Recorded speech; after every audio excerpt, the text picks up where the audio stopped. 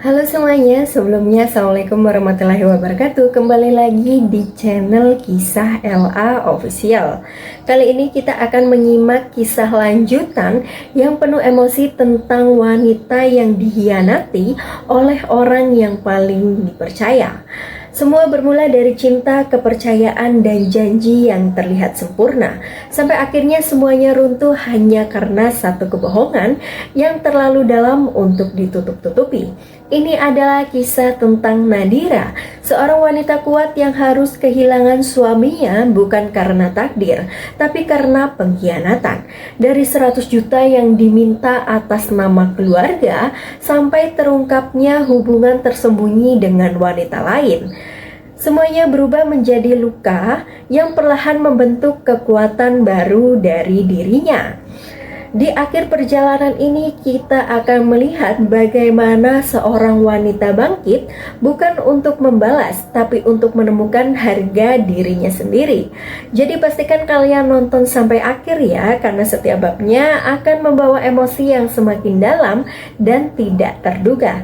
Jangan lupa untuk like, komen, dan subscribe ya, agar tidak ketinggalan cerita-cerita menarik lainnya dari Kisah LA Official. Yuk kita mulai ceritanya. Suamiku minta 100 juta kepadaku dengan alasan mau kirim uang ke ibunya yang sedang sakit di kampung. Ternyata dia malah berselingkuh dan kirim uang itu ke janda kampungnya. Ku ceraikan dan ku usir suamiku dari rumah mewahku dan tak ku beri uang sedikit pun. Kehidupan yang terlihat sempurna. Di balik megahnya sebuah rumah mewah di kawasan elit kota, hidup seorang wanita bernama Nadira. Dari luar, kehidupannya tampak seperti mimpi banyak orang. Sempurna, tenang, dan penuh kemewahan. Setiap pagi, sinar matahari jatuh lembut di dinding rumah bergaya modern itu. Mobil mahal terparkir rapi di garasi, dan aroma kopi dari dapur selalu menyambut awal hari. Nadira sering terlihat rapi, anggun, dan penuh wibawa, seolah dunia berada dalam genggamannya. Namun, di balik semua itu, hanya sedikit yang tahu bahwa Nadira adalah tulang punggung sebenarnya dari kehidupan rumah tangganya. Sementara ia sibuk mengurus bisnis dan memastikan semua berjalan stabil, suaminya, Raka, selalu tampil berbeda di hadapan orang lain. Di luar rumah, ia dikenal sebagai pria yang hangat, penyayang, dan perhatian. Banyak yang mengira Raka adalah suami idaman, selalu tersenyum, selalu terlihat peduli pada Nadira. Setiap kali mereka tampil bersama di acara sosial, Raka akan menggenggam tangan Nadira erat, tersenyum lembut, seolah tidak ada masalah apapun di antara mereka. Orang-orang pun sering berbisik iri. Beruntung sekali Nadira punya suami seperti Raka. Kalimat itu sering terdengar, dan Nadira hanya tersenyum kecil setiap kali mendengarnya. Tapi tidak ada yang benar-benar tahu apa yang terjadi di balik pintu rumah itu. Di dalam rumah mewah itu, Nadira yang bekerja keras menjaga kestabilan finansial, mengambil keputusan penting, dan memastikan semua kebutuhan terpenuhi. Sementara Raka lebih sering berada di rumah, terlihat santai, menikmati fasilitas tanpa banyak beban. Meski begitu, Nadira tidak pernah mengeluh. Ia percaya bahwa cinta dan rumah tangga adalah tentang saling melengkapi. Raka pun selalu pandai bersikap. Saat Nadira lelah, ia akan menyuguhkan senyum hangat dan kata-kata manis. "Kamu sudah terlalu capek, istirahat saja. Aku ada di sini," begitu katanya. Dan Nadira percaya. Ia percaya bahwa di balik sikap Raka yang terlihat santai, ada sosok suami yang benar-benar mencintainya. Namun, tanpa disadari Nadira, di balik ketenangan itu, ada sesuatu yang perlahan mulai retak. Sesuatu yang belum terlihat, tapi sudah mulai tumbuh di balik bayangan kehidupan mereka yang tampak sempurna. Dan semua itu masih tersembunyi rapat di balik rumah mewah yang terlihat begitu indah dari luar. Permintaan yang mencurigakan. Malam itu terasa lebih sunyi dari biasanya. Di dalam kamar mewah yang diterangi lampu redup, Nadira sedang duduk di tepi ranjang sambil menatap layar ponselnya. Sementara di sebelahnya, Raka tampak gelisah. Berbeda dari biasanya yang tenang dan santai, malam ini wajahnya terlihat tegang, seolah sedang menyimpan beban berat. "Dira." Suara Raka terdengar pelan, agak bergetar. Nadira menoleh. "Kenapa? Kamu dari tadi kelihatan gak tenang." Raka menarik napas panjang. Tangannya saling menggenggam, Lalu ia menunduk sejenak sebelum berbicara. Aku butuh uang. Cepat. Nadira mengernyit. Untuk apa? Ada jeda singkat. Raka mengangkat wajahnya, menatap Nadira dengan ekspresi yang dibuat sesedih mungkin. Ibu aku di kampung. Sakit keras. Kondisinya makin parah. Rumah sakit butuh biaya besar. Aku nggak punya cukup. Suasana kamar langsung terasa berubah. Nadira terdiam. Nama ibu selalu menjadi titik lemah dalam hati siapapun, termasuk dirinya. Ia tahu Raka jarang bercerita tentang keluarganya, apalagi soal ibunya di kampung. Berapa? Tanya Nadira akhirnya dengan suara pelan. Raka ragu sejenak, lalu menjawab cepat, seolah sudah menunggu pertanyaan itu. 100 juta. Kalimat itu membuat Nadira terdiam lebih lama. 100 juta bukan jumlah kecil, bahkan untuk dirinya. Ia bukan tidak mampu, tapi tetap saja itu angka besar yang tidak bisa diberikan sembarangan, apalagi di malam hari, tanpa bukti jelas. Raka, itu besar banget. Kamu yakin? Rumah sakit mana? Aku bisa cek dulu. Tidak perlu, potong Raka cepat, sedikit terlalu cepat. Nadira terkejut dengan reaksi itu. Raka langsung menenangkan diri, lalu meraih tangan Nadira. Maaf, aku cuma panik. Ini darurat. Aku nggak mau kehilangan ibu aku, Dira. Suara Raka melembut lagi. Matanya terlihat berkaca-kaca. Atau setidaknya itu yang terlihat. Nadira diam. Hatinya berperang antara logika dan perasaan. Ada sesuatu yang terasa janggal, tapi rasa percaya yang sudah lama ia bangun menutupi keraguan itu. Akhirnya, ia menghela napas panjang. Baik, ucapnya pelan. Raka langsung mengangkat wajahnya. Tapi ini terakhir kali kita transfer dalam jumlah besar tanpa aku tahu detailnya. Setelah ini, aku mau kamu jujur, lanjut Nadira tegas. Raka mengangguk cepat. Iya, aku janji. Tanpa banyak bicara lagi, Nadira mengambil ponselnya dan membuka aplikasi bank. Tangannya bergerak cepat, tapi pikirannya sedikit berat. Beberapa menit kemudian, transaksi berhasil. 100 juta rupiah telah terkirim. Raka langsung menghembuskan napas lega, bahkan tersenyum kecil yang nyaris tak terlihat. Namun ia cepat menutup ekspresi itu. Terima kasih, Dira. Kamu penyelamat aku. Nadira hanya mengangguk pelan. Meski begitu, di dalam hatinya masih ada sedikit suara kecil yang berbisik, seperti peringatan yang belum ia pahami sepenuhnya. Malam itu, Raka memeluk Nadira lebih erat dari biasanya. Tapi di balik pelukan itu, ada sesuatu yang belum Nadira ketahui. Sesuatu yang mulai bergerak diam-diam di luar jangkauannya. Dan uang 100 juta itu, baru saja menjadi awal dari semuanya. Kepercayaan tanpa syarat. Pagi datang dengan cahaya lembut yang masuk melalui jendela besar rumah mewah itu. Segalanya tampak seperti biasa, tenang, rapi, dan tanpa masalah yang terlihat di permukaan.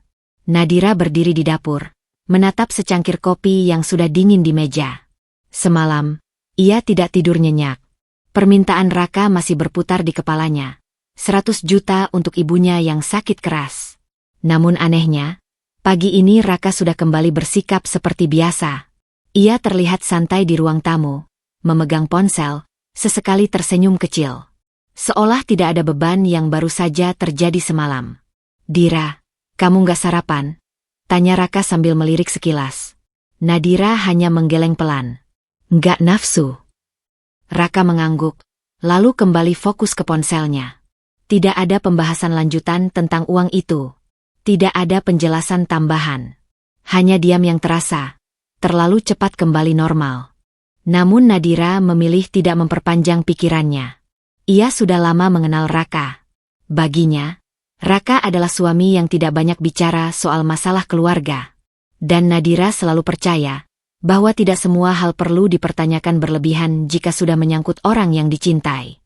Di kantor siang itu, Nadira tetap bekerja seperti biasa. Ia menyelesaikan rapat, memeriksa laporan keuangan, dan memastikan semua proyek berjalan lancar. Dari luar, ia terlihat kuat dan profesional. Tapi di sela-sela kesibukan itu, pikirannya sempat kosong sesaat. Tangannya berhenti di atas keyboard. Bayangan wajah Raka semalam muncul lagi. Sedih, panik, dan penuh kekhawatiran. Dia pasti benar-benar sedang tertekan.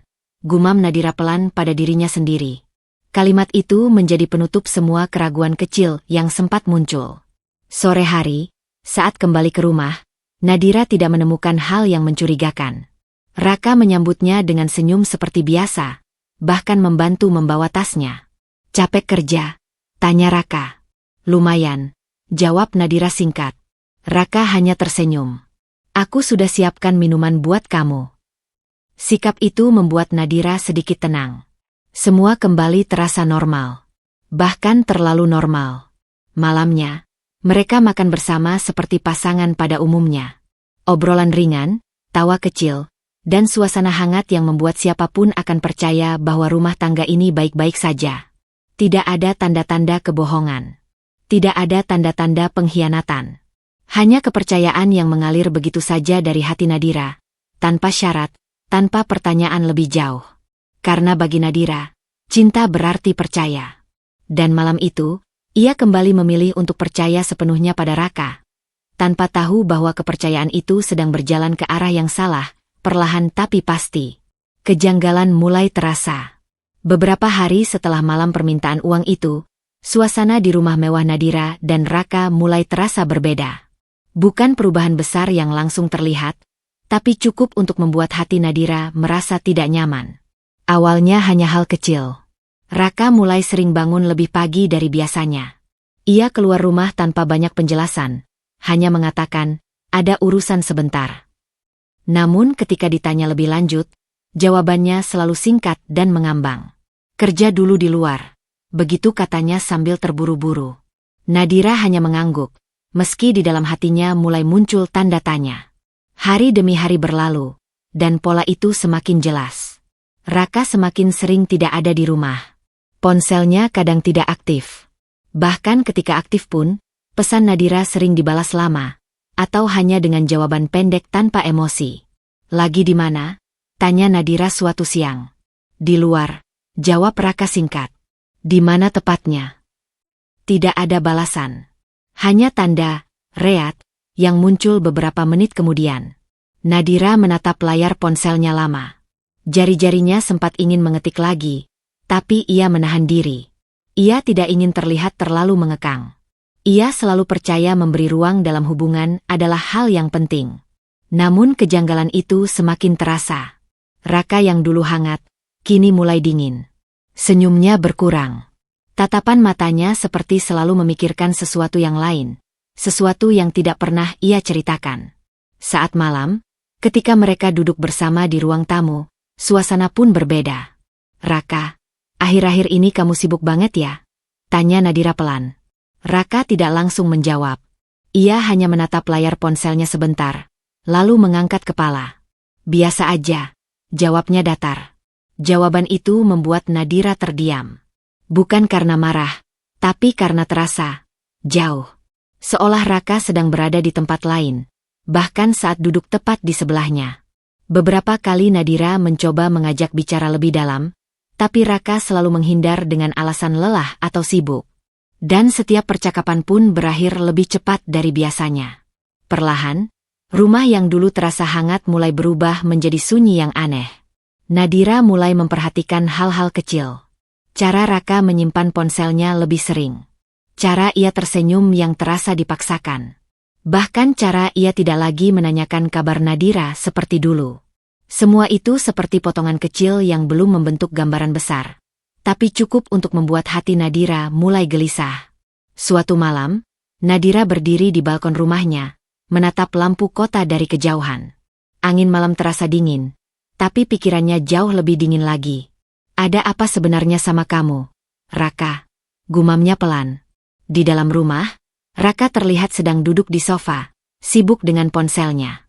Untuk pertama kalinya, Nadira merasa, jarak di antara mereka bukan lagi soal tempat, tapi sesuatu yang lebih dalam. Sesuatu yang perlahan mulai menjauhkan mereka, tanpa Nadira tahu alasannya. Dan malam itu, kejanggalan yang awalnya kecil, mulai berubah menjadi pertanyaan besar yang belum punya jawaban. Fakta yang menghancurkan. Hari itu awalnya berjalan seperti biasa bagi Vina. Ia sedang membantu Nadira di kantor, sekadar menemani menyelesaikan beberapa dokumen dan urusan ringan. Tidak ada yang berbeda, sampai satu momen kecil mengubah segalanya. Saat Nadira keluar ruangan untuk menerima telepon penting, ponselnya tertinggal di atas meja. Vina sempat ragu. Ia tidak berniat membuka privasi sahabatnya. Tapi layar ponsel itu tiba-tiba menyala karena notifikasi masuk, dan tanpa sengaja pandangannya tertuju pada satu pesan lama yang muncul di layar pratinjau. Nama yang tertera membuat alisnya mengernyit. Raka. Awalnya Vina hanya ingin mengabaikannya. Tapi ada satu hal yang membuatnya berhenti. Sebuah thumbnail gambar yang ikut muncul di notifikasi chat. Dengan gerakan ragu, Vina membuka ponsel itu untuk memastikan tidak salah lihat. Dan detik berikutnya, dunianya seperti berhenti. Di layar itu terlihat sebuah foto. Raka. Tapi bukan Raka sendirian. Di sampingnya berdiri seorang wanita muda yang asing bagi Vina. Wajahnya lembut, penampilannya sederhana, tapi sorot matanya sangat jelas. Ada kedekatan yang tidak bisa disembunyikan. Mereka berdiri terlalu dekat. Terlalu akrab. Foto itu tidak terlihat seperti pertemuan biasa. Ada suasana yang intim, seolah mereka sudah saling mengenal jauh lebih dalam dari yang seharusnya. Vina menelan ludah. Tangannya sedikit bergetar. Ini, siapa? Gumamnya pelan. Ia segera mencari informasi di percakapan itu. Beberapa pesan lama terbuka, dan satu nama akhirnya muncul berulang kali. Salsa. Seorang janda muda dari kampung. Nama itu seperti pukulan keras di dada Vina. Kepalanya langsung penuh pertanyaan. Kenapa Raka bisa bersama wanita ini? Kenapa ada foto seperti ini? Dan kenapa Nadira tidak pernah tahu? Pintu ruangan terbuka. Ia sedang membantu Nadira di kantor, sekadar menemani menyelesaikan beberapa dokumen dan urusan ringan.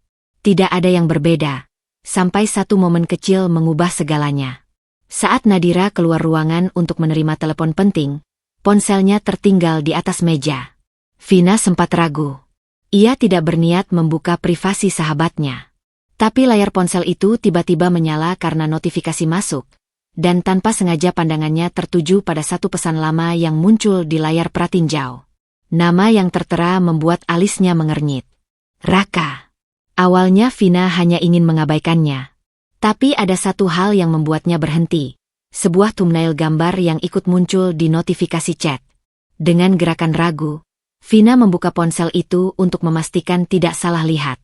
Dan detik berikutnya, dunianya seperti berhenti. Di layar itu terlihat sebuah foto. Raka. Tapi bukan Raka sendirian. Di sampingnya berdiri seorang wanita muda yang asing bagi Vina. Wajahnya lembut, penampilannya sederhana, tapi sorot matanya sangat jelas. Ada kedekatan yang tidak bisa disembunyikan. Mereka berdiri terlalu dekat. Terlalu akrab. Foto itu tidak terlihat seperti pertemuan biasa. Ada suasana yang intim, seolah mereka sudah saling mengenal jauh lebih dalam dari yang seharusnya. Vina menelan ludah. Tangannya sedikit bergetar. Ini, siapa? Gumamnya pelan. Ia segera mencari informasi di percakapan itu. Beberapa pesan lama terbuka, dan satu nama akhirnya muncul berulang kali. Salsa. Seorang janda muda dari kampung. Nama itu seperti pukulan keras di dada Vina. Kepalanya langsung penuh pertanyaan. Kenapa Raka bisa bersama wanita ini? Kenapa ada foto seperti ini? Dan kenapa Nadira tidak pernah tahu? Pintu ruangan terbuka. Nadira kembali masuk sambil masih memegang ponsel di telinga. Vina cepat-cepat menutup layar, tapi ekspresinya sudah berubah. Ada sesuatu yang tidak bisa ia sembunyikan. Nadira langsung menyadarinya. Vina, kamu kenapa? Tanya Nadira sambil mengerutkan kening. Vina terdiam sejenak. Dadanya sesak. Ia tahu, apa yang baru saja ia lihat bukan hal kecil yang bisa disimpan sendiri. Tapi juga bukan hal yang mudah untuk disampaikan. Ia menatap Nadira. Dan dalam detik itu, satu keputusan berat harus diambil. Kebenaran, atau diam. Dan Vina tahu, apapun yang ia pilih, hidup Nadira tidak akan pernah sama lagi setelah ini. Luka pertama. Suasana di ruangan itu berubah sejak Vina menunjukkan keraguan di wajahnya. Nadira yang baru saja kembali dari telepon penting langsung bisa merasakan ada sesuatu yang tidak beres. "Vina, kamu kenapa?" ulang Nadira, kali ini lebih serius. Vina diam sejenak. Tangannya sempat menggenggam ponsel Nadira lebih erat, lalu akhirnya ia mengembalikannya dengan ragu. "Dira, aku nggak tahu harus mulai dari mana," ucap Vina pelan. Nadira mengerutkan kening. "Mulai dari apa?" "Hening." Vina menarik napas panjang, lalu akhirnya berkata dengan suara hati-hati. "Tadi, aku nggak sengaja lihat sesuatu di ponsel kamu." Nadira langsung menegang. "Apa yang kamu lihat?" Vina menatapnya. Nama Raka, dan foto dia sama seorang wanita. Kalimat itu seperti berhenti di udara. Nadira tidak langsung bereaksi. Ia hanya menatap Vina, mencoba mencerna apa yang baru saja didengar. "Foto?" ulang Nadira pelan. Vina mengangguk.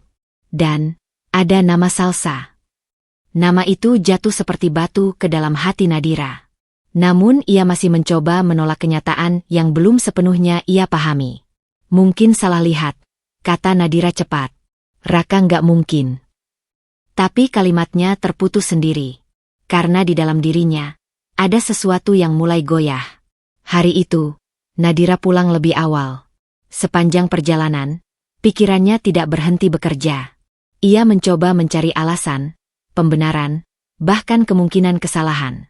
Tapi semakin ia mencoba menenangkan diri, semakin banyak detail kecil yang tiba-tiba terasa masuk akal. Sikap Raka yang berubah. Kehilangannya yang sering. Jawaban singkat yang dingin. Dan malam-malam sunyi yang mulai terasa asing. Sesampainya di rumah, Raka tidak ada. Ponselnya kembali tidak aktif. Nadira duduk di ruang tamu yang luas itu sendirian. Untuk pertama kalinya, rumah yang biasanya terasa nyaman, kini terasa terlalu besar dan terlalu sepi. Ia membuka ponselnya lagi. Jari-jarinya sempat ragu, tapi akhirnya ia mencoba mencari sesuatu, apapun yang bisa membantah perkataan Vina. Namun yang ia temukan justru sebaliknya. Beberapa pesan lama, foto yang tidak pernah ia lihat sebelumnya, dan nama Salsa yang muncul berulang kali di percakapan yang tidak ia kenali. Nadira terdiam lama. Dadanya terasa sesak. "Ini apa?" bisiknya pelan, hampir tidak terdengar. Tangannya mulai bergetar. Semua penyangkalan yang tadi ia bangun perlahan runtuh satu persatu. Bukan karena satu bukti besar, tapi karena terlalu banyak potongan kecil yang akhirnya membentuk satu kebenaran yang tidak ingin ia lihat. Malam semakin larut. Lampu ruang tamu tetap menyala, tapi Nadira duduk dalam diam, menatap layar ponselnya yang kini terasa seperti pintu menuju sesuatu yang tidak ia inginkan. Dan untuk pertama kalinya, hatinya benar-benar retak. Bukan hancur sepenuhnya, tapi cukup untuk membuatnya sadar bahwa sesuatu dalam rumah tangganya selama ini tidak pernah sesempurna yang ia percaya. Penyelidikan diam-diam. Malam setelah retaknya kepercayaan itu, Nadira tidak lagi bisa tidur dengan tenang. Rumah mewah yang biasanya terasa nyaman, kini berubah menjadi ruang penuh pertanyaan yang tak berhenti berputar di kepalanya. Di sisi lain kota, ia akhirnya mengambil keputusan yang tidak pernah ia rencanakan sebelumnya. Ia menghubungi seseorang yang selama ini hanya menjadi teman percakapan sesekali. "Dimas. Dimas, aku butuh bantuan." Suara Nadira terdengar pelan tapi tegas di telepon. Di ujung sana, Dimas langsung menangkap nada yang berbeda dari Nadira. "Kamu kenapa? Suaramu nggak seperti biasanya." Nadira terdiam sejenak. Ia tidak langsung menjawab. Ada bagian dalam dirinya yang masih menolak untuk mengakui semuanya secara terbuka. Tapi akhirnya ia berkata, "Aku curiga sama Raka." Hening sejenak di seberang. "Curiga gimana?" tanya Dimas serius. Nadira menarik napas panjang. "Aku butuh kamu bantu cari tahu. Aku nggak mau asal menuduh." Tanpa banyak tanya lagi, Dimas menjawab singkat. "Oke, kirim semua yang kamu punya." Dan dari situlah semuanya dimulai. Beberapa hari berikutnya, Dimas mulai bergerak diam-diam. Ia bukan orang sembarangan. Cara berpikirnya tenang, rapi, dan tidak terburu-buru. Setiap informasi kecil yang diberikan Nadira, ia susun satu persatu seperti kepingan puzzle. Pesan-pesan Raka. Waktu-waktu Raka menghilang. Nama Salsa yang mulai muncul berulang kali. Dan yang paling mencurigakan, transaksi uang besar yang pernah dikirim Nadira. Dimas menelusuri semuanya tanpa suara. Sementara itu, Nadira berpura-pura menjalani hari seperti biasa di rumah.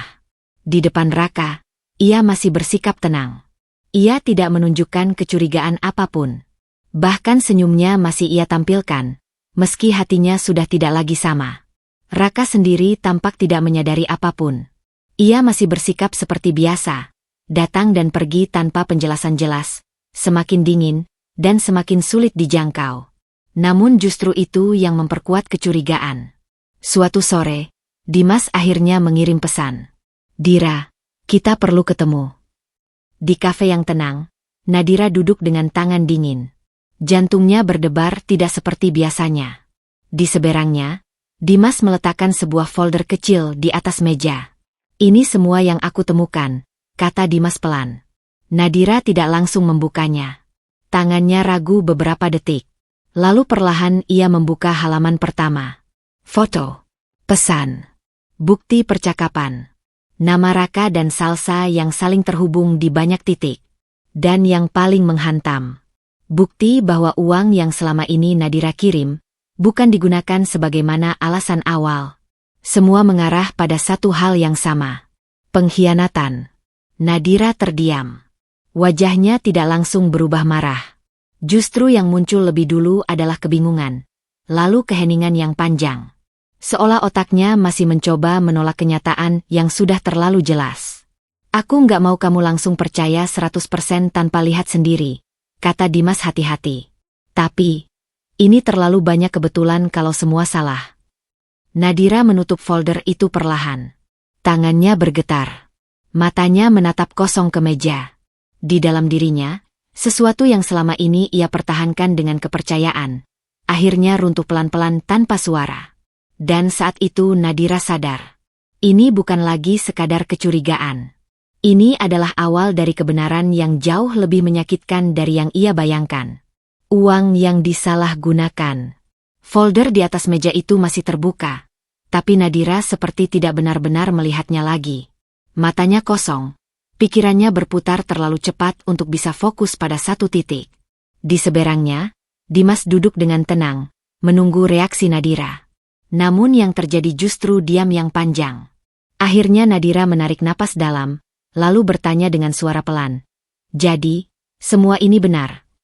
Dimas mengangguk perlahan. "Aku sudah cek beberapa sumber. Jejaknya jelas, Dira." Nadira menatapnya tajam. "Jelas gimana?" Dimas membuka halaman lain dari dokumen itu. "Uang 100 juta yang kamu kirim, tidak pernah masuk ke rumah sakit." Kalimat itu menghantam seperti palu. Nadira langsung menegang. "Tidak masuk ke rumah sakit," ulangnya pelan, seolah memastikan ia tidak salah dengar. Dimas menggeleng. Tidak ada catatan pembayaran medis. Tidak ada nama rumah sakit yang sesuai. Bahkan nama Ibu Raka yang dia sebut, tidak terdaftar dalam data perawatan seperti yang dia bilang. Dunia Nadira seperti berhenti sejenak. Tangannya yang sejak tadi dingin kini terasa lebih dingin lagi. "Lalu uang itu kemana?" tanya Nadira. Suaranya mulai berubah. Dimas menatapnya serius.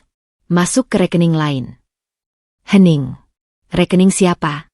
Suara Nadira hampir tidak terdengar. Dimas tidak langsung menjawab. Ia menyerahkan satu lembar bukti transfer. Di sana, tertulis aliran dana yang jelas, rapi, dan tidak bisa dibantah. Nama penerima muncul di bagian bawah. Salsa. Nama itu. Nama yang sudah beberapa kali muncul dalam kecurigaan Nadira. Kini berdiri sebagai kebenaran yang tidak bisa lagi dihindari. Nadira menatap nama itu lama sekali. Seolah berharap huruf-huruf itu berubah menjadi sesuatu yang lain. "Jadi," suara Nadira serak, "Raka bohong soal ibunya." Dimas mengangguk pelan. Semua alasan itu tidak terbukti. Yang ada justru pola transfer yang mengarah ke Salsa. Uang itu bukan untuk pengobatan. Itu dipakai untuk dia. kata dia menggantung di udara. Dan Nadira mengerti maksudnya tanpa perlu dijelaskan lebih jauh. Tangannya mulai bergetar. Bukan karena tidak percaya lagi, tapi karena semua yang dulu ia anggap sebagai kebaikan, ternyata hanya bagian dari kebohongan yang sangat rapi. 100 juta. Uang yang ia berikan dengan penuh kepercayaan. Uang yang ia kira menyelamatkan nyawa seseorang. Ternyata hanya menjadi jalan untuk menghidupi orang lain yang bahkan tidak pernah ia kenal. Nadira menunduk. Matanya mulai memerah, tapi ia tidak menangis. Belum. Karena yang ia rasakan saat itu bukan hanya sakit, tapi juga sesuatu yang jauh lebih berat. Rasa dipermainkan di dalam rumah tangganya sendiri. Dimas menutup folder itu perlahan. Sekarang kamu sudah tahu bagian terburuknya, katanya pelan. Tinggal kamu mau hadapi dia, atau tidak. Nadira tidak langsung menjawab. Matanya menatap kosong keluar jendela kafe. Dan di dalam kepalanya hanya ada satu hal yang terus berulang. Raka tidak hanya berbohong. Ia menggunakan kepercayaannya. Dan itu baru permulaan. Kemarahan yang terpendam. Malam itu, rumah mewah Nadira terasa lebih dingin dari biasanya. Lampu-lampu yang biasanya memberi kesan hangat, kini justru terasa seperti sorotan yang menekan pikirannya sendiri. Di ruang tamu, Nadira duduk sendirian. Tidak ada suara televisi. Tidak ada musik. Hanya detak jam dinding yang terdengar terlalu keras di telinganya. Di atas meja, folder dari Dimas masih terbuka setengah. Bukti-bukti itu sudah ia baca berulang kali. Terlalu jelas untuk disangkal, terlalu menyakitkan untuk diterima. Salsa. 100 juta. Kebohongan tentang Ibu Raka. Semua itu berputar seperti luka yang tidak berhenti berdarah di dalam pikirannya. Namun anehnya, Nadira tidak menangis malam itu. Tidak berteriak. Tidak meledak. Ia hanya diam. Terlalu diam. Tangannya terlipat rapi di pangkuan, tapi jemarinya sesekali mengepal pelan. Rahangnya mengeras, tapi wajahnya tetap tenang. Seolah ia sedang menahan sesuatu yang jauh lebih besar dari sekadar emosi. Beberapa jam sebelumnya, Raka sempat pulang seperti biasa. Capek? Tanya Raka santai, tanpa tahu badai apa yang sedang terjadi di dalam rumah itu. Nadira hanya menjawab singkat, iya. Tidak ada pertanyaan lanjutan. Tidak ada percakapan panjang. Hanya dua orang yang berada di rumah yang sama, tapi sudah tidak berada di dunia yang sama lagi. Raka kemudian masuk kamar, tanpa menyadari bahwa sesuatu di antara mereka sudah berubah selamanya. Kini, Nadira berdiri perlahan. Ia berjalan ke arah jendela besar, menatap lampu kota yang berkelip jauh di bawah sana. Jadi ini jawabannya, gumamnya pelan. Suaranya tenang, terlalu tenang. Namun di balik ketenangan itu, ada sesuatu yang jauh lebih gelap sedang tumbuh. Bukan air mata, bukan keputusasaan, tapi kemarahan yang tidak lagi ingin ditahan. Nadira bukan tipe yang langsung meledak. Ia tidak berteriak. Ia tidak membuat keributan. Ia mengumpulkan semuanya di dalam. Satu persatu. Rasa sakit, pengkhianatan, kebohongan. Lalu mengubahnya menjadi sesuatu yang lebih berbahaya. Rencana. Keesokan harinya, Nadira tetap berangkat kerja seperti biasa. Raka juga tidak menyadari perubahan apapun. Bahkan ia masih bersikap santai, seolah tidak ada yang terjadi. Namun di balik sikap tenang Nadira, sesuatu sudah mulai bergerak. Ia mulai mencatat. Jam berapa Raka pergi? Dengan siapa Raka berkomunikasi? Kapan Raka menghilang? Semua ia simpan rapi, tanpa satupun emosi di wajahnya. Di kantor, Dimas menerima pesan singkat darinya. Jangan hentikan penyelidikan. Aku mau semua bukti lengkap. Dimas hanya membaca pesan itu sekali. Lalu menjawab singkat. Kamu sudah berubah, Dira. Dan memang benar. Nadira sudah tidak sama lagi. Malamnya, saat Raka tertidur lebih dulu, Nadira duduk di tepi ranjang. Ia menatap wajah suaminya dalam diam. Wajah yang dulu ia percayai. Wajah yang dulu ia cintai. Sekarang hanya terlihat seperti seseorang yang ia kenal. Tapi tidak lagi ia percayai. Aku nggak akan langsung menghancurkan kamu, bisiknya pelan. Aku mau kamu lihat dulu, apa yang kamu lakukan. Nadira bangkit perlahan, lalu berjalan keluar kamar. Langkahnya tenang. Tapi setiap langkah membawa sesuatu yang baru. Rencana yang sudah mulai terbentuk. Dan malam itu, kemarahan Nadira tidak meledak. Ia justru berubah menjadi sesuatu yang lebih berbahaya. Kesabaran seorang wanita yang sudah terlalu dalam disakiti. Konfrontasi pertama. Sore itu langit mulai meredup ketika Raka akhirnya pulang ke rumah mewah itu. Seperti biasa, ia masuk dengan langkah santai, seolah tidak ada beban apapun yang ia bawa dari luar. "Dira, aku pulang," katanya ringan sambil melepas jaketnya. Di ruang tamu, Nadira sudah duduk menunggunya. Tidak ada raut emosi berlebihan di wajahnya. Ia bahkan terlihat tenang, terlalu tenang. "Dari mana saja?" tanya Nadira pelan. Raka tidak langsung menjawab. Ia berjalan ke arah sofa, lalu duduk seperti biasa. "Kerja. Banyak urusan di luar," jawabnya singkat. Nadira mengangguk kecil. Hening sesaat. Tidak ada nada tinggi. Tidak ada pertengkaran. Hanya suasana yang terasa berbeda dari biasanya. "Kerja di mana?" tanya Nadira lagi. Suaranya tetap datar. Raka tersenyum kecil, seperti tidak merasa ada yang aneh dengan pertanyaan itu. "Ya, di beberapa tempat. Kamu tahu sendiri kan, akhir-akhir ini aku sibuk." Jawaban itu terlalu mudah, terlalu rapi, terlalu siap. Nadira menatapnya lama. Matanya tidak berkedip. Namun Raka tidak merasa terancam. Ia justru meraih ponselnya, seolah percakapan ini tidak penting. "Kenapa kamu tanya-tanya begitu?" Raka akhirnya balik bertanya sambil santai. "Aku kan cuma cari uang buat kita juga." Kalimat itu keluar begitu saja. Tanpa ragu. Tanpa sedikit pun tanda bersalah. Nadira menghela napas pelan. Bukan marah. Bukan sedih. Lebih seperti memastikan sesuatu yang sudah ia ketahui. "Serius?" tanya Nadira akhirnya. Raka mengangguk. "Iyalah. Kamu jangan terlalu curiga sama aku." Senyum kecil muncul di wajahnya. Senyum yang dulu mungkin bisa menenangkan Nadira. Tapi sekarang, tidak lagi. Karena di dalam kepala Nadira, semua bukti dari Dimas kembali berputar. Transfer uang. Nama Salsa. Kebohongan tentang ibu yang sakit. Semua itu berdiri berlawanan dengan wajah santai di depannya sekarang. Namun Nadira tidak langsung menyerang. Ia masih menahan. Masih mengamati. "Aku cuma mau pastiin kamu nggak menyembunyikan sesuatu," kata Nadira akhirnya. Raka tertawa kecil. "Rahasia apa lagi? Kita ini suami istri, Dira. Kamu terlalu mikir yang enggak-enggak." Dan disitulah, kontradiksi itu terasa sangat jelas. Raka berbicara tentang kepercayaan, sambil terus berbohong tanpa ragu. Nadira mengangguk pelan. "Ya sudah. Hanya itu. Tidak ada lanjutan." Raka terlihat puas dengan jawaban itu. Ia bangkit, lalu masuk kamar.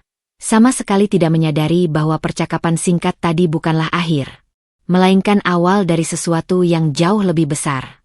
Sementara itu, Nadira tetap duduk di tempatnya. Tenang. Diam. Tapi di dalam pikirannya, satu kalimat terus berulang. Dia bahkan tidak berkedip saat berbohong. Dan malam itu, Nadira akhirnya mengerti. Raka tidak akan mengakui apapun hanya dengan ditanya. Maka langkah berikutnya harus berbeda.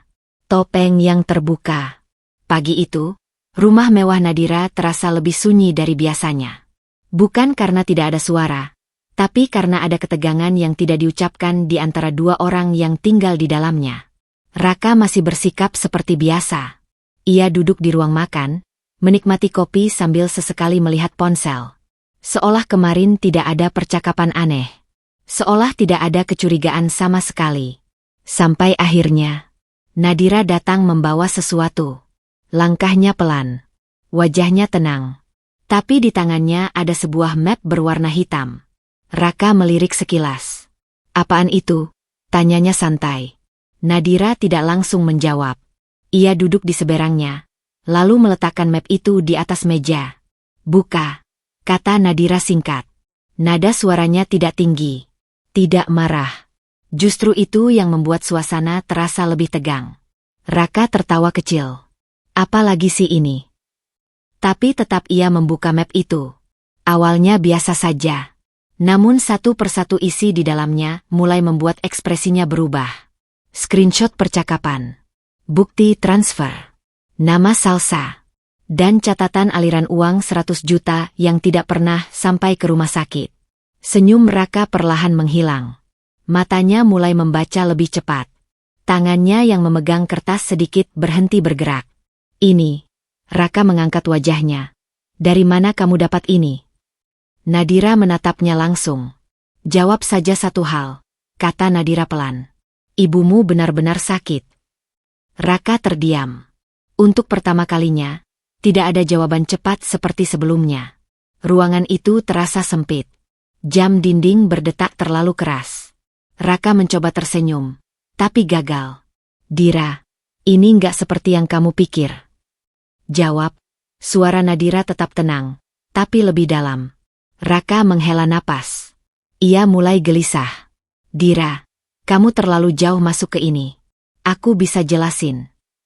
Uang 100 juta itu kemana? Potong Nadira. Hening. Pertanyaan itu tidak memberi ruang untuk menghindar. Wajah Raka mulai berubah. Tegang. Lalu pucat. Tangannya yang tadi santai di meja kini bergerak tidak karuan. Itu. Aku pakai untuk bantu sementara. Katanya mencoba mencari alasan. Untuk siapa? Tanya Nadira lagi. Raka diam. Dan diam itu cukup. Karena di dalam diam itu, semuanya mulai runtuh. Nadira mengeluarkan satu lembar terakhir dari map itu. Diletakkan tepat di depan Raka. Foto. Raka bersama Salsa. Lebih jelas. Lebih dekat. Tidak ada ruang untuk penyangkalan lagi. Mata Raka langsung terpaku. Wajahnya berubah sepenuhnya. Pucat. Seperti semua darahnya menghilang dalam 1 detik. Dira. Suaranya melemah. Nadira tetap menatapnya. Tanpa air mata. Tanpa emosi yang meledak. Hanya tatapan yang sudah tidak lagi percaya. Topeng kamu sudah jatuh, Raka. Ucap Nadira pelan. Dan saat itu, tidak ada lagi alasan. Tidak ada lagi kebohongan yang bisa disembunyikan. Semua yang selama ini dirangkai dengan rapi. Akhirnya runtuh dalam satu meja kecil di ruang makan itu. Pengakuan pahit. Ruangan itu masih terasa tegang setelah semua bukti terbuka di atas meja. Raka duduk diam, wajahnya pucat, matanya tidak lagi bisa menatap Nadira lama-lama.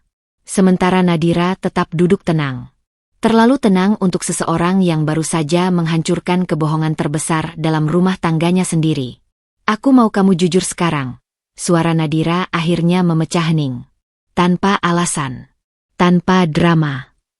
Raka menelan ludah. Tangannya saling menggenggam kuat di bawah meja. Beberapa detik ia hanya diam. Lalu, dengan suara pelan yang hampir tidak terdengar, ia berkata, "Iya." Nadira tidak langsung bereaksi. "Iya, apa?" tanyanya dingin. Raka menunduk lebih dalam. Aku memang sama Salsa." Kalimat itu jatuh seperti benda berat di tengah ruangan. Tidak ada ledakan emosi dari Nadira. Tidak ada teriakan. Justru keheningan yang muncul lebih menakutkan. Raka mengusap wajahnya, lalu melanjutkan dengan suara yang mulai goyah. "Tapi kamu salah paham. Ini bukan seperti yang kamu pikirkan." Nadira mengangkat satu alis. Raka buru-buru menambahkan, "Aku nggak pernah niat mengkhianati kamu. Itu cuma kesalahan. Keadaan aja yang bikin aku." "Kesalahan?" potong Nadira pelan. Raka mengangguk cepat, seolah kata itu bisa menyelamatkannya. "Iya, aku khilaf, Dira. Aku manusia. Aku juga bisa salah." Nadira tertawa kecil. Bukan tawa bahagia. Lebih seperti tawa yang tidak percaya apa yang baru saja ia dengar. "Kesalahan?" ulang Nadira lagi, lebih pelan. Matanya menatap Raka tajam. 100 juta yang aku kirim itu juga kesalahan." Raka langsung diam. Wajahnya semakin tegang. "Aku pakai itu karena Salsa butuh bantuan," katanya akhirnya. Suaranya semakin rendah. "Dia lagi susah waktu itu." Nadira mengangguk pelan, seolah memahami, tapi tatapannya berkata sebaliknya. "Jadi kamu bohong soal ibu kamu?" ucapnya datar. Raka langsung menggeleng. Aku nggak bermaksud begitu. Aku cuma nggak mau kamu khawatir. Tidak mau aku khawatir. Nadira mengulang kalimat itu perlahan. Suasana kembali sunyi. Raka mencoba mendekat sedikit. Suaranya mulai panik. Dira, kamu harus ngerti. Aku nggak pernah benar-benar meninggalkan kamu. Ini cuma fase. Aku bisa perbaiki semuanya. Nadira menatapnya lama. Sangat lama. Seolah sedang melihat seseorang yang dulu ia kenal, tapi sekarang benar-benar asing. Fase. Suara Nadira akhirnya keluar. Pengkhianatan kamu sebut fase. Raka tidak menjawab. Tidak bisa. Karena semua kata pembelaan yang ia siapkan tiba-tiba terasa tidak berguna lagi. Nadira menarik napas pelan, lalu berkata dengan suara lebih rendah tapi sangat jelas. Kamu tidak hilaf, Raka. Raka menegang. Kamu memilih, lanjut Nadira. Dan kalimat itu lebih menyakitkan daripada semua bukti yang ada di meja. Raka menunduk dalam. Tidak ada lagi senyum. Tidak ada lagi alasan. Hanya satu kebenaran yang akhirnya tidak bisa ia hindari. Ia sudah mengakui semuanya. Dan di hadapannya, Nadira sudah tidak lagi melihat suaminya seperti dulu. Hati yang hancur. Setelah pengakuan itu, suasana di rumah mewah Nadira tidak lagi sama. Tidak ada lagi kehangatan yang dulu sering terasa di setiap sudut ruangan itu. Yang tersisa hanya keheningan yang berat, seperti udara yang tidak lagi bisa dihirup dengan lega. Raka sudah tidak banyak bicara. Ia hanya duduk di sudut ruangan, seperti seseorang yang menunggu sesuatu, entah pengampunan atau keputusan akhir. Tapi Nadira tidak lagi melihatnya sebagai suami. Ia melihatnya sebagai seseorang yang pernah ia percaya, dan sekarang menghancurkan semuanya. Nadira berdiri di dekat jendela besar, menatap lampu kota yang berkelip jauh di bawah sana. Tangannya memegang erat map hitam yang tadi sudah dibuka. Semua bukti itu masih ada. Semua kebohongan itu masih nyata. Namun yang paling menyakitkan bukan hanya perselingkuhan itu sendiri, tapi kenyataan bahwa semuanya terjadi saat ia sedang percaya sepenuhnya. Jadi selama ini, suara Nadira pelan, hampir seperti berbicara pada dirinya sendiri. Aku cuma dimanfaatkan. Raka mencoba bicara dari belakang. Dira, aku bisa jelasin lagi. Aku. Jangan. Nadira memotong tanpa menoleh. Satu kata itu cukup. Raka terdiam. Nadira memejamkan mata sejenak. Dalam pikirannya, semuanya kembali seperti potongan cepat yang tidak bisa dihentikan. Uang 100 juta yang ia kirim dengan niat membantu.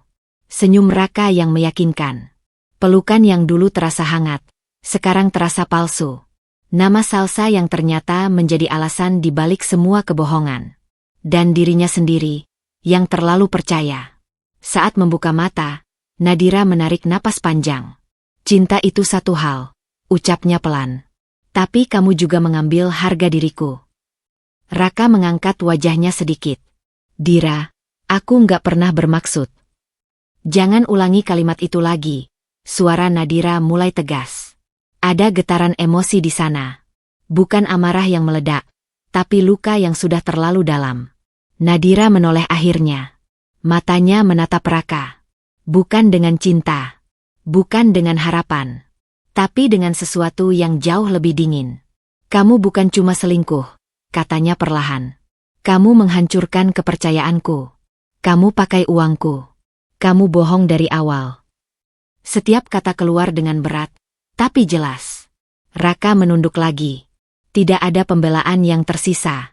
Nadira melangkah pelan ke meja, meletakkan map itu kembali.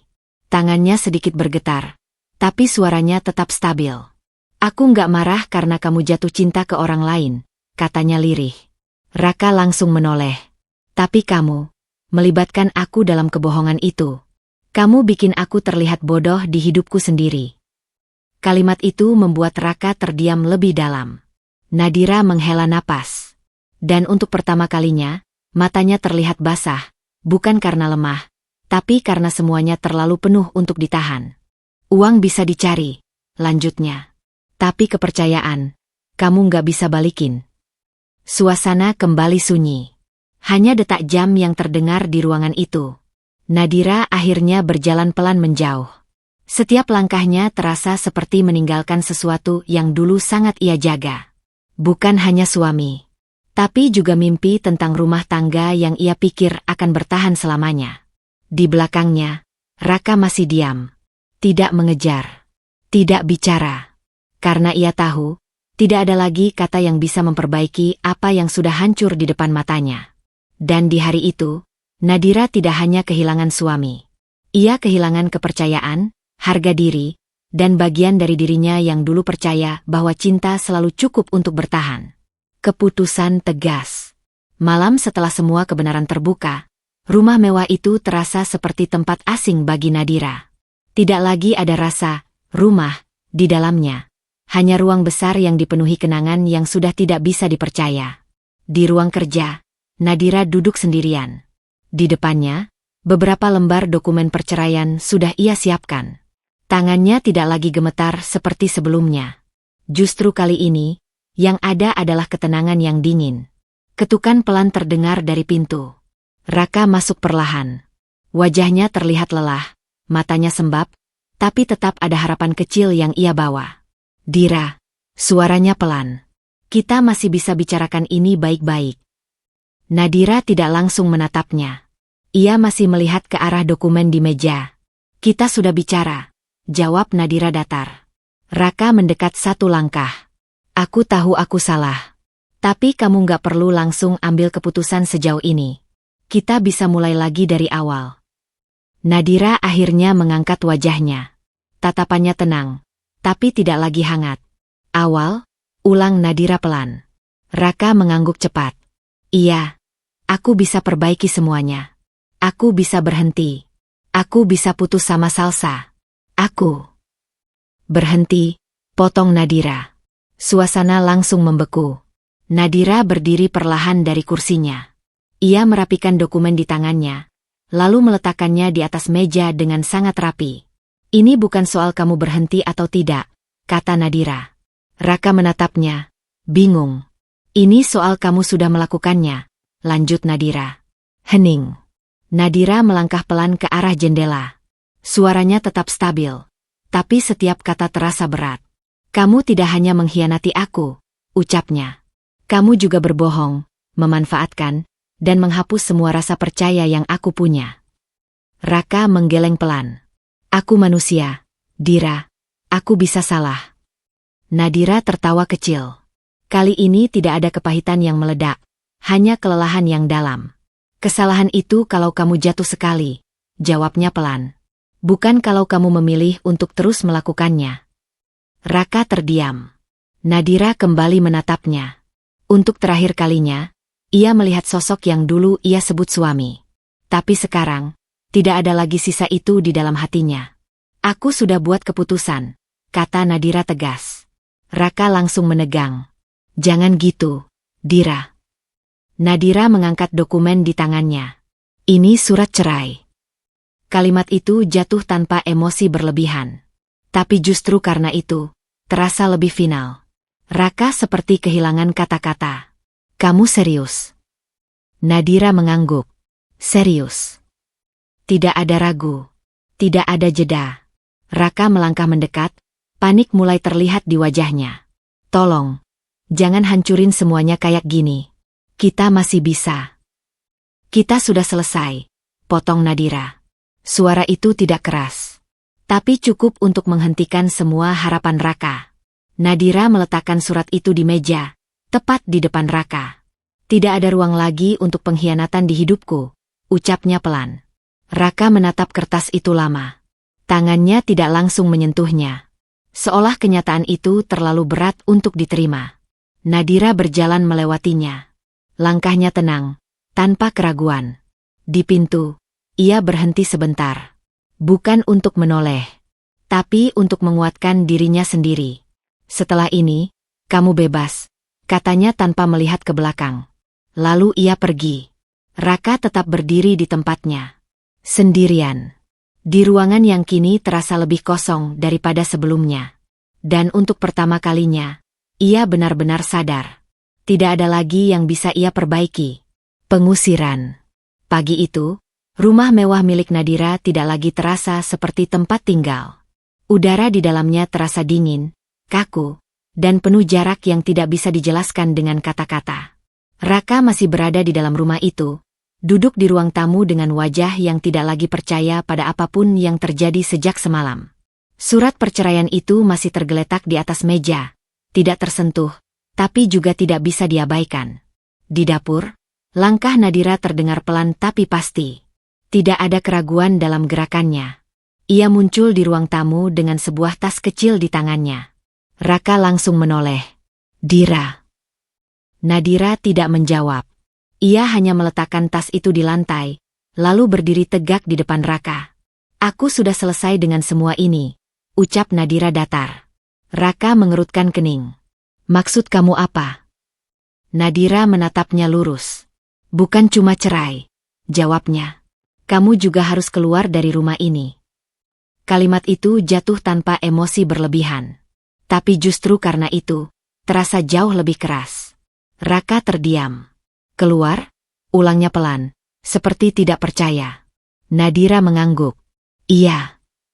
Raka berdiri perlahan. Wajahnya mulai tegang. "Ini rumah kita, Dira." Nadira langsung menggeleng. "Bukan." Satu kata. Tegas. "Ini rumah atas namaku. Semua yang ada di sini aku yang tanggung. Kamu tinggal di sini bukan karena kamu punya hak," lanjut Nadira tenang. Raka membuka mulut, tapi tidak ada kata yang keluar. Suasana ruang tamu menjadi semakin sunyi. Nadira melangkah sedikit lebih dekat, tapi tetap menjaga jarak. "Aku sudah cukup sabar," katanya pelan. "Kamu selingkuh. Kamu bohong. Kamu pakai uangku untuk orang lain. Dan sekarang kamu masih mau tinggal di sini." Raka menggeleng cepat. "Aku nggak punya tempat lain sekarang." Nadira menatapnya tanpa berkedip. "Bukan urusanku." Kata-kata itu membuat Raka terdiam. Tidak ada lagi ruang untuk bernegosiasi. Tidak ada lagi celah untuk meminta belas kasihan. Nadira menunjuk ke arah pintu. "Ambil barang yang penting. Setelah itu keluar." Raka menatapnya lama, seolah masih berharap ada perubahan di wajah Nadira. Tapi yang ia lihat hanya ketegasan yang sudah tidak bisa ditembus. Dengan langkah berat, Raka akhirnya berjalan ke kamar. Setiap langkahnya terasa seperti kehilangan sesuatu yang tidak bisa ia ambil kembali. Sementara itu, Nadira berdiri di ruang tamu. Tidak ada air mata. Tidak ada penyesalan yang terlihat. Hanya keheningan yang panjang, dan keputusan yang sudah tidak bisa ditarik kembali. Beberapa saat kemudian, Raka kembali dengan tas kecil di tangannya. Tidak ada lagi senyum.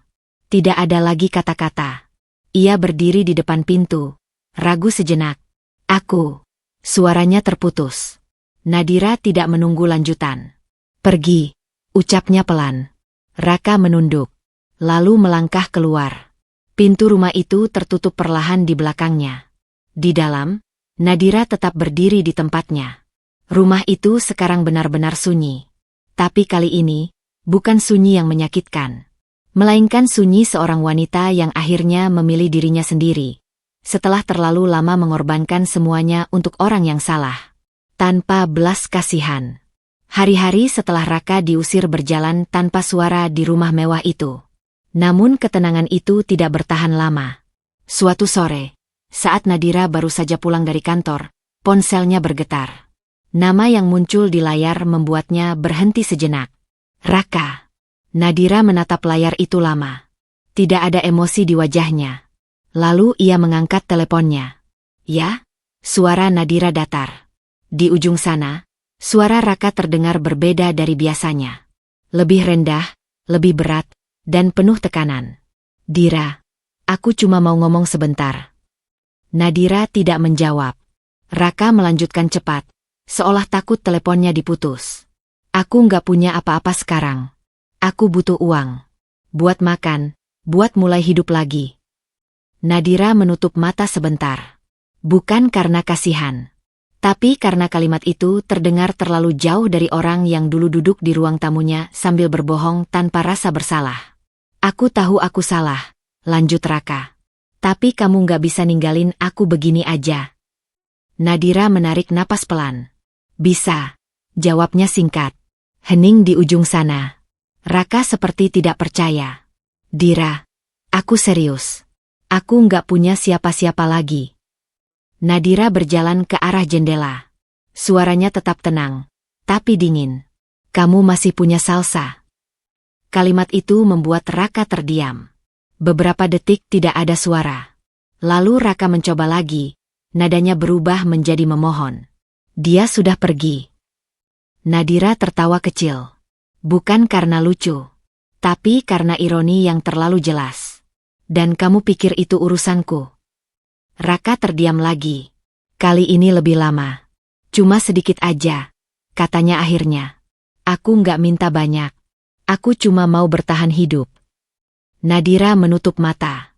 Di dalam kepalanya, semua memori kembali lagi. Uang 100 juta, kebohongan tentang ibu, nama Salsa, dan semua kepercayaan yang dihancurkan tanpa ragu. Dan sekarang, orang yang sama sedang meminta sesuatu lagi. Nadira akhirnya berbicara. Suaranya pelan tapi tegas. Waktu kamu minta 100 juta itu, kamu bilang untuk ibumu. Raka diam. Kamu bohong. Masih diam. Kamu pakai uang itu untuk selingkuhanmu. Suara Nadira tidak naik, tidak turun, hanya stabil.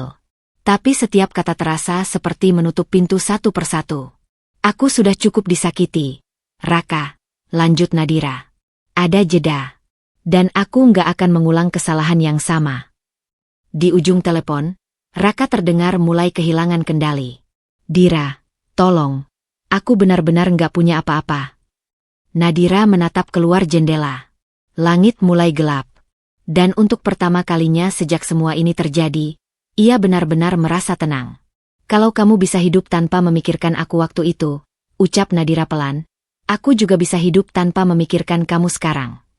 Hening. Tidak ada jawaban. Tidak ada kata tambahan.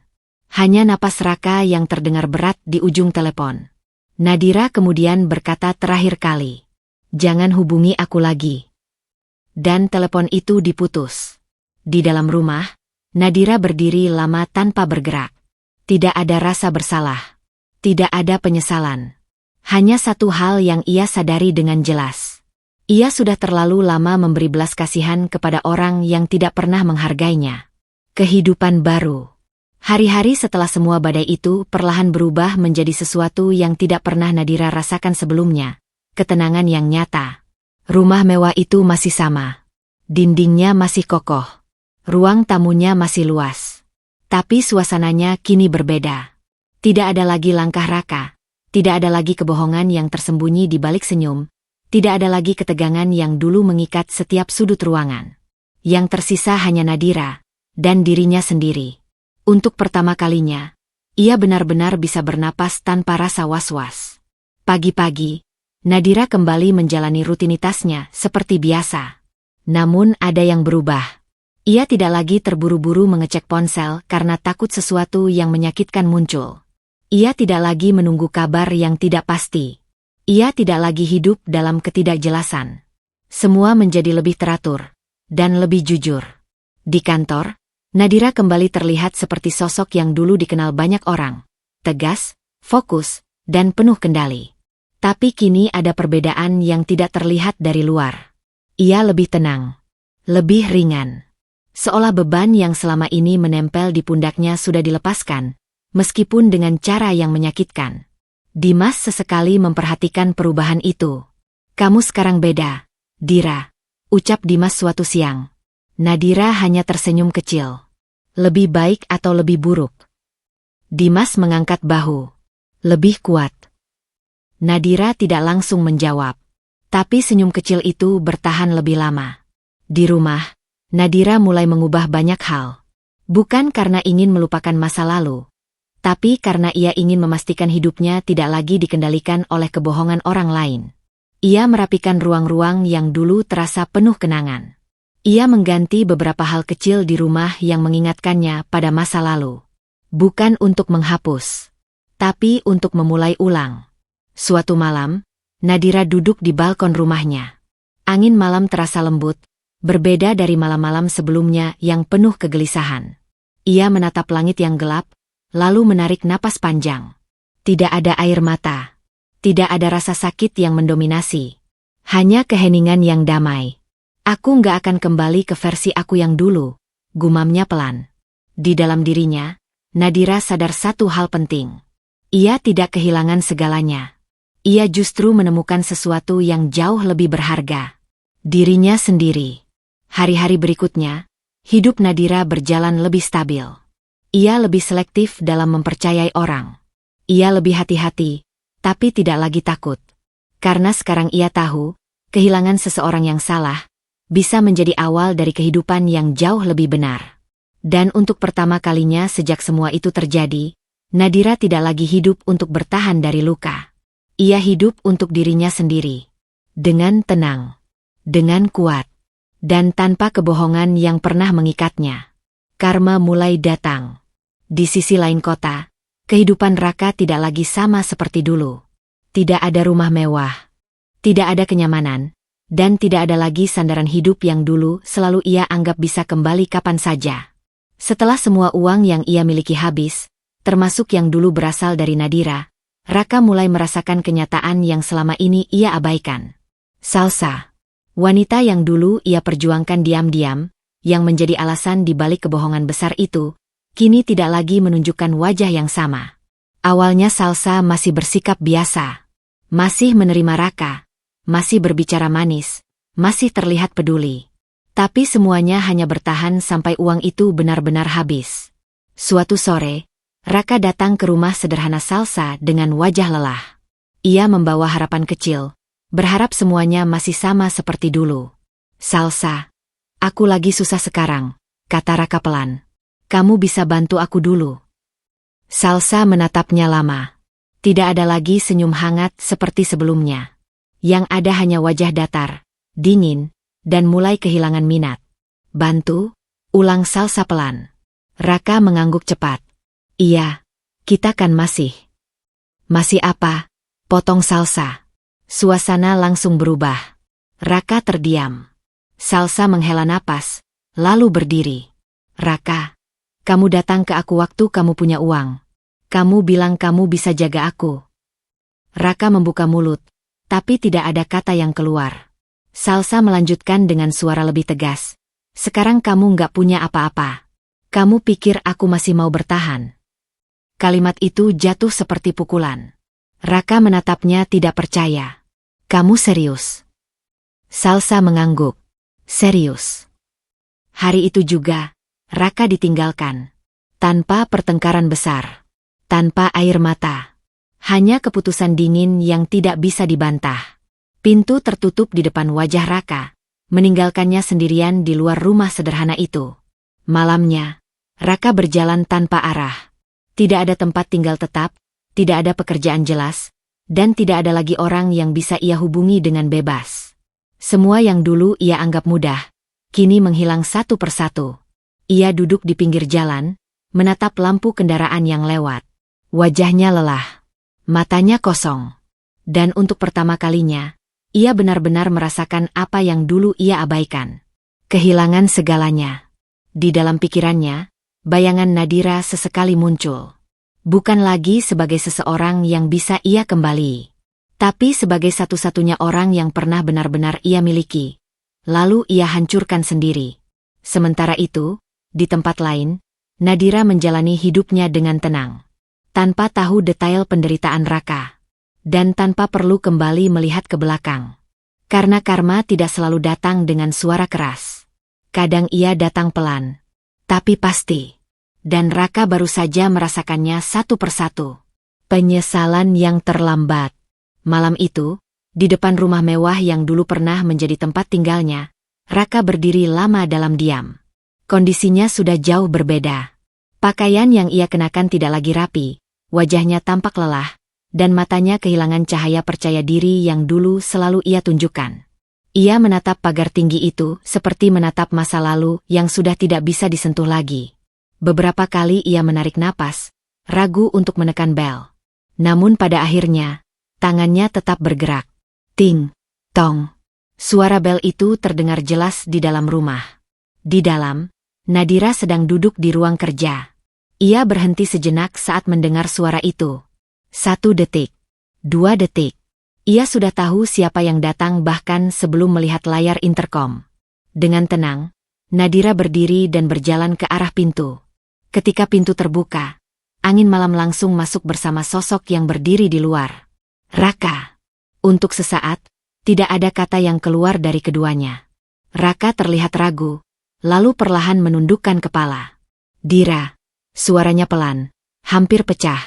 Aku minta maaf.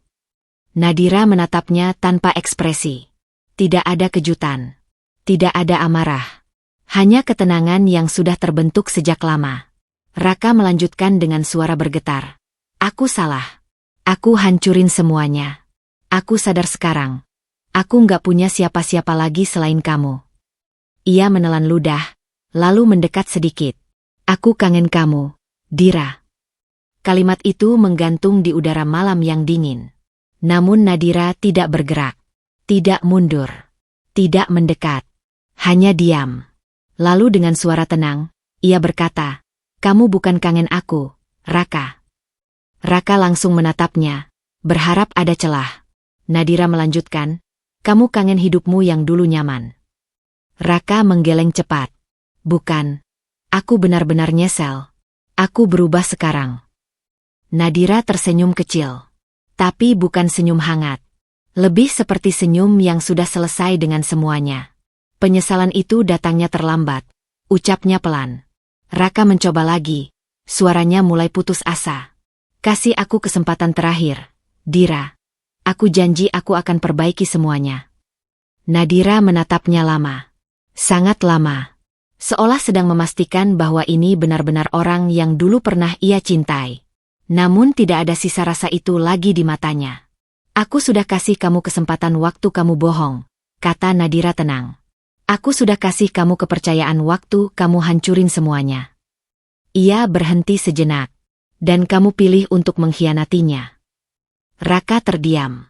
Kata-kata itu tidak lagi bisa dibantah. Tidak ada alasan yang tersisa. Nadira melangkah sedikit ke belakang, bersiap menutup pintu. Pergilah, Raka, ucapnya pelan. Raka panik. Dira, tolong. Pintu mulai bergerak menutup. Di detik terakhir, Raka masih terlihat berdiri di sana. Sendirian. Dengan wajah penuh penyesalan yang tidak lagi punya tempat untuk kembali. Pintu tertutup. Di dalam rumah, Nadira berdiri diam beberapa detik. Tidak ada air mata. Tidak ada goyah. Hanya keheningan yang tenang. Karena kali ini, ia benar-benar sudah selesai. Dan penyesalan yang datang terlambat. Tidak lagi bisa mengubah apapun. Kemenangan seorang wanita. Pagi itu, sinar matahari masuk perlahan melalui jendela besar rumah mewah Nadira. Tidak ada suara langkah terburu-buru. Tidak ada percakapan penuh kebohongan. Tidak ada bayangan masa lalu yang mengganggu ketenangan ruang itu. Hanya Nadira, berdiri di tengah rumah yang kini benar-benar menjadi miliknya. Bukan lagi milik harapan palsu. Bukan lagi milik pengkhianatan. Tapi milik dirinya sendiri. Nadira berjalan pelan ke ruang tamu. Matanya menyapu seluruh ruangan yang dulu penuh luka dan kenangan pahit. Namun kali ini, tidak ada lagi rasa sesak di dadanya. Semua sudah selesai. Semua sudah dilepaskan. Ia menarik napas dalam. Lalu tersenyum kecil. Bukan senyum yang dipaksakan. Tapi senyum yang lahir dari ketenangan yang benar-benar ia perjuangkan. Di luar sana, kehidupan Raka sudah tidak lagi menjadi bagian dari dunianya. Nadira tidak lagi mencari kabar. Tidak lagi mengingat. Tidak lagi menunggu. Karena ia akhirnya mengerti satu hal penting. Tidak semua orang yang kita cintai layak untuk dipertahankan. Hari-hari Nadira kini berubah total. Ia kembali fokus pada pekerjaannya, membangun bisnisnya lebih besar, lebih kuat, dan lebih terarah. Keputusannya lebih tegas. Pikirannya lebih jernih. Hidupnya lebih terkontrol. Bukan karena ia tidak pernah terluka, tapi karena ia sudah belajar dari luka itu. Suatu sore, Dimas datang ke kantornya. Ia memperhatikan Nadira yang sedang sibuk dengan pekerjaannya, lalu tersenyum kecil. Kamu sekarang beda banget, kata Dimas. Nadira menoleh, lalu tersenyum ringan. Lebih kuat. Dimas mengangguk. Lebih bebas. Nadira terdiam sebentar, lalu mengangguk pelan. Iya, jawabnya singkat. Aku bebas. Malamnya, Nadira duduk di balkon rumahnya yang luas. Angin malam menyentuh wajahnya dengan lembut. Di atas sana, langit terlihat tenang, penuh bintang. Ia memegang secangkir minuman hangat, menatap jauh ke depan. Tidak ada penyesalan. Tidak ada rasa benci yang tersisa. Yang ada hanya ketenangan yang tidak pernah ia miliki sebelumnya. Aku nggak kehilangan hidupku, gumam Nadira pelan. Aku cuma kehilangan orang yang salah di dalamnya. Ia tersenyum kecil. Dan untuk pertama kalinya, senyum itu benar-benar terasa utuh. Karena akhirnya Nadira sadar. Ia tidak hanya berhasil melepaskan Raka. Ia berhasil menemukan dirinya kembali. Dan itu adalah kemenangan yang tidak bisa diberikan oleh siapapun. Kemenangan seorang wanita yang memilih dirinya sendiri.